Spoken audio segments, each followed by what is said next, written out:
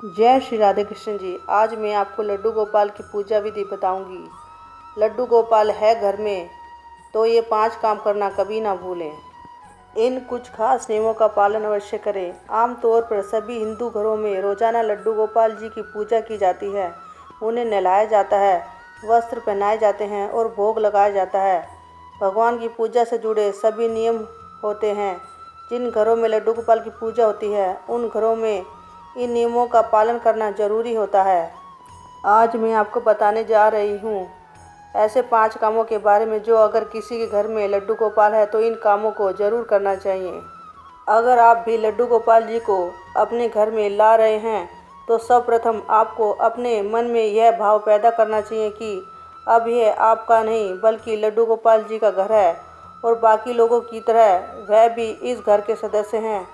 उसके बाद रोज़ाना नियम से उन्हें सुबह ही स्नान कराएं और रोज़ाना उनके वस्त्र बदलें। ध्यान रहे कि हमें लड्डू गोपाल जी के लिए ठीक उसी प्रकार की दिनचर्या का पालन करना चाहिए जैसे कि घर के अन्य सदस्य करते हैं। वह भी आपके घर का एक सदस्य है। अगर आप बाहर से खाने पीने की कोई वस्तु या फिर अन्य चीज़ें लेकर आ रहे हैं तो सबसे पहले घर के सबसे छोटे सदस्य लड्डू गोपाल जी का भोग जरूर लगाएं। उन्हें घर का सबसे प्यारा और राज दुलारा सदस्य माना जाता है। घर में बनने वाली सभी खाने पीने की चीज़ें भोजन को सबसे पहले लड्डू गोपाल को भोग लगाना चाहिए, उन्हें अर्पित करना चाहिए और फिर प्रसाद के रूप में अन्य लोगों को ग्रहण करना चाहिए। संध्या के समय रोजाना नियमित रूप से शाम को आरती करें और भोग लगाएं। लड्डू गोपाल जी की पूजा में एक भी दिन का अंतराल नहीं होना चाहिए।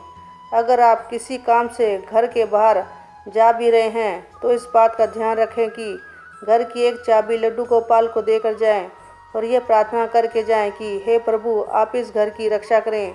आप चाहें तो ऐसा भी कर सकते हैं कि अपने किसी करीबी पड़ोसी को लड्डू गोपाल जी को सौंप कर जाएं ताकि वह रोज़ाना उसका भोग और पूजा कर सके तथा उसकी पूरी तरह से देखभाल कर सके। जब आप बाजार जाएं तो जैसे अपने बच्चों के लिए खिलौने लाते हैं वैसे ही लड्डू गोपाल जी के लिए भी नए नए खिलौने लेकर आएं और समय निकालकर स्वयं भी उनके साथ खेलें। हो सके तो लड्डू गोपाल जी को अपने साथ समय समय पर घुमाने के लिए बाहर भी लेकर जाएं और उनके साथ बातचीत भी करें। जिस प्रकार से घर के बाकी सदस्य सुबह स्नान के बाद नाश्ता करते हैं, फिर दोपहर में भोजन और शाम को फिर जलपान और रात में भोजन, ठीक इसी प्रकार से लड्डू गोपाल जी का भी कम से कम 4 बार भोजन कराना चाहिए, उन्हें भोग लगाना चाहिए। लड्डू गोपाल जी को 4 बार भोग लगाना अनिवार्य है। माना जाता है जिस प्रकार छोटे बच्चों को बार बार भूख लगती है वैसे ही लड्डू गोपाल जी को भी भूख लगती है और उन्हें भी समय समय पर खाना खिलाना जरूरी होता है।